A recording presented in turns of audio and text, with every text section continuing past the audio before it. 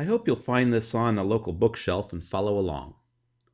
It's called The Adventures of Max the Minnow by William Boniface and illustrated by Don Sullivan.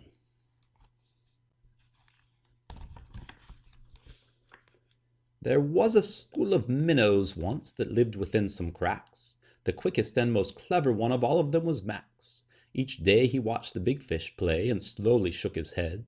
"Now why do they have all the fun?" the tiny minnow said. So he saddled up his seahorse, Sam, and said to all he knew, "I'm off to ask the others how to be a big fish too." His friends all cried, "You're crazy, Max. The food chain starts with us." But Max had bigger fish to find and questions to discuss. He went and asked the hippest fish that he had ever met, a manta ray named Morrissey who led a jazz quartet. "I digs what you is asking me, but one thing I don't figure. Why you don't groove the way you be, no smaller or no bigger?" Amongst the school of blowfish, Max's question was the same.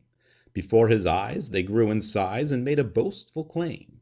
"We're brave and bold and big and bad, at danger we all scoff." And on they went until a guppy scared them off. "Maybe I can puff up too," Max told his seahorse Sam.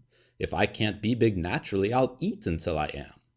He swam right into sawfish malts, the finest in the sea, and chugged down 7 plankton shakes as quickly as could be.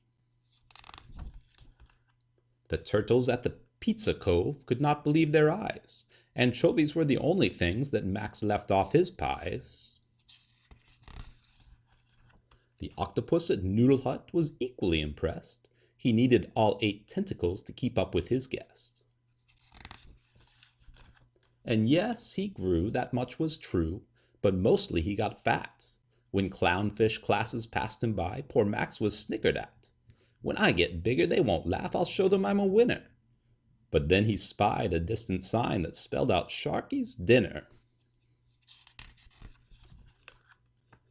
He swam right into Sharky's lair, and though no place looked finer, he told the shark his sign was wrong, that dinner should be diner.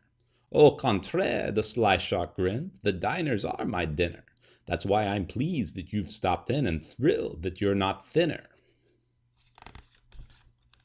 Max flipped around and swam away as fast as he could go, but all the food he'd swallowed down had made him far too slow. But as he fled, it dawned on Max that brains mean more than bulk, and quick as that he found a crack within the sunken hulk. He slipped right through, but not the shark, who crashed and gave a yell. "I hope," said Max, "you've learned respect and also how to spell." Now Max has learned, as you should too, that big fish aren't just made. It's what you do with what you've got that helps you make the grade. And Max has lost the weight he gained, as you and I can witness, for he's become the biggest fish in underwater fitness. The end.